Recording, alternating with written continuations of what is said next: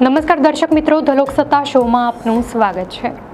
વિદેશમાં ઉચ્ચ અભ્યાસ માટે જવાની ઘેલછા ધરાવતા ગુજરાતી વિદ્યાર્થીઓની સંખ્યા સતત વધી રહી છે। જો કે તાજેતરના સમયમાં તેમની પસંદગીના દેશોમાં ઝડપભેર ફેરફાર થઈ રહ્યો છે। પરંપરાગત રીતે અમેરિકા અને કેનેડા સૌથી લોકપ્રિય વિકલ્પો રહ્યા છે, પરંતુ હવે વિદ્યાર્થીઓ વૈકલ્પિક દેશો તરફ વધુ નજર દોડાવી રહ્યા છે। ગ્રેડની ટ્રાન્સનેશનલ એજ્યુકેશન રિપોર્ટ 2024-25 અનુસાર અમેરિકન યુનિવર્સિટીઓમાં ભારતીય વિદ્યાર્થીઓની અરજીઓમાં છેલ્લા એક વર્ષમાં 13% ઘટાડો નોંધાયો છે। આ આંકડા ચિંતાજનક હોવા છતાં તે એક નવી દિશાનો સંકેત આપે છે। તો બીજી તરફ જર્મની અને યુએ જેવા દેશો માટે અરજીઓ વધી છે। રિપોર્ટ દર્શાવે છે કે જર્મનીમાં ભણવા જવાની અરજીઓમાં 32.6% વધારો થયો છે। યુકે પણ પસંદગીના દેશોમાં સામેલ છે। ખાસ કરીને દુબઈ અને કતાર જેવા મધ્ય પૂર્વના દેશોમાં આવેલી અમેરિકન યુનિવર્સિટીઓના સેટેલાઇટ કેમ્પસ પણ ભારતીય વિદ્યાર્થીઓ માટે આકર્ષણનું કેન્દ્ર બન્યા છે। આ સ્થળોએ અમેરિકન ડિગ્રી મેળવવાનો લાભ મળે છે, પરંતુ અમેરિકાની વિઝા પ્રક્રિયાની અનિશ્ચિતતા ટાળી શકાય છે। એક અહેવાલ અનુસાર 2022માં 19% ભારતીય વિદ્યાર્થીઓએ અમેરિકા માટે અને 18%એ કેનેડા માટે અરજી કરી હતી। જો કે 2023માં યુએસ માટે અરજીઓનું પ્રમાણ 60% હતું, જે પછીથી ઘટીને 47% થઈ ગયું છે। કેનેડા માટે પણ અરજીઓની સંખ્યા 2022માં 18%થી ઘટીને 2024-25માં માત્ર 9% થઈ ગઈ છે। વિદેશી શિક્ષણના આ બદલાતા ટ્રેન્ડ વિશે કન્સલ્ટન્ટના અનુસાર અમેરિકા અને કેનેડા માટેની માંગ ઘટવાનું મુખ્ય કારણ અનિશ્ચિતતા છે। તેઓ જણાવે છે કે અમેરિકાના વિઝા નિયમો વારંવાર બદલાતા રહે છે, જેના કારણે વિદ્યાર્થીઓ ચિંતિત છે। ડોનાલ્ડ ટ્રમ્પના શાસનકાળ બાદ વિઝા પ્રક્રિયા પરનો ભરોસો ઘટ્યો છે। મીડિયા અહેવાલ અનુસાર ટ્રમ્પ સરકારે સ્ટુડન્ટ વિઝાની નવી એપોઇન્ટમેન્ટ્સ અટકાવી દેવા અને અરજદારોની સોશિયલ મીડિયા પોસ્ટની સઘન ચકાસણી કરવા માટે દૂતાવાસોને સૂચના આપી હતી। આના પરિણામે આગામી સેમેસ્ટર માટે અમેરિકન યુનિવર્સિટીઓમાં અરજીઓમાં 30%થી વધુનો ઘટાડો નોંધાયો હતો।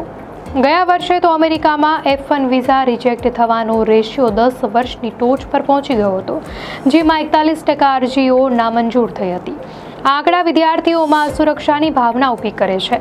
કેનેડા માટે પણ પરિસ્થિતિ મુશ્કેલ બની છે। ભારત અને કેનેડા વચ્ચેના સંબંધોમાં તણાવ બાદ ભારતીય વિદ્યાર્થીઓ માટે કેનેડા જવું વધુ પડકારજનક બન્યું છે। ઇમિગ્રેશન, રેફ્યુજી એન્ડ સિટીઝનશિપ કેનેડાના ડેટા અનુસાર 2025માં કેનેડાએ ભારતીય વિદ્યાર્થીઓની 80% વિઝા અરજીઓ નામંજૂર કરી છે। વિઝા કન્સલ્ટન્ટના મતે કેનેડામાં વિઝા મંજૂર થવાનો રેશિયો ઘટ્યો છે। એક સમયે કેનેડામાં એટલા બધા વિદ્યાર્થીઓ આવવા લાગ્યા કે જેના કારણે હાઉસિંગની સમસ્યા થઈ હતી। હવે સ્થિતિ સેટલ થઈ છે, પરંતુ આઈટીની જોબ મળવી મુશ્કેલ છે। તેમને લાગે છે કે 2027 સુધીમાં કેનેડા એક વ્યવસ્થિત નીતિ બનાવીને ફરીથી વિદેશી સ્ટુડન્ટ્સને આકર્ષવાનું શરૂ કરી દેશે। હાલમાં કેનેડા સ્ટડી પરમિટની સંખ્યા પણ ઘટાડી રહ્યું છે, જે ગયા વર્ષની તુલનામાં 10% ઓછી રહેશે। અમેરિકા અને કેનેડામાં ઊભી થયેલી મુશ્કેલીઓને કારણે ભારતીય વિદ્યાર્થીઓ અને અન્ય વિકલ્પો શોધી રહ્યા છે। મીડિયા અહેવાલ અનુસાર હાલમાં જર્મનીમાં લગભગ 49,000 ભારતીય વિદ્યાર્થીઓ ભણી રહ્યા છે, જેમાં મોટાભાગના એન્જિનિયરિંગનો અભ્યાસ કરે છે।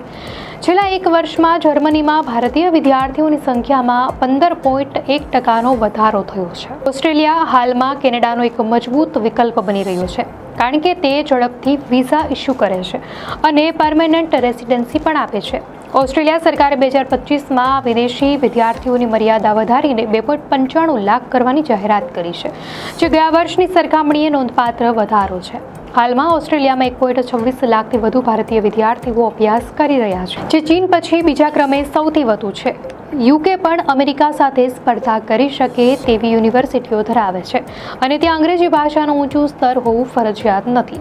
આ ઉપરાંત ન્યૂઝીલેન્ડ પણ વિદેશી વિદ્યાર્થીઓને આકર્ષવા માટે પ્રયાસ કરી રહ્યું છે। દેશમાં રિવર્સ માઇગ્રેશનની સમસ્યા હોવાથી ન્યૂઝીલેન્ડ સરકારે 2034 સુધીમાં આંતરરાષ્ટ્રીય શિક્ષણ બજારને બમણું કરવાનો અને વિદ્યાર્થીઓ માટે નોકરીના નિયમો હળવા કરવાનો પ્લાન બનાવ્યો છે। વિઝા કન્સલ્ટન્ટના મતે છેલ્લા એક વર્ષમાં 71,800 ન્યૂઝીલેન્ડ વાસીઓ દેશ છોડી ગયા હતા અને તેમાંથી 1/3 કરતાં વધુ લોકો 30 વર્ષથી ઓછી વયના છે. આના કારણે ન્યૂઝીલેન્ડ યુવા વિદેશીઓને આકર્ષવા માટે નવી નીતિઓ બનાવી રહ્યું છે, જે ભારતીય વિદ્યાર્થીઓ માટે પણ એક નવો અને આશાસ્પદ વિકલ્પ બની શકે છે.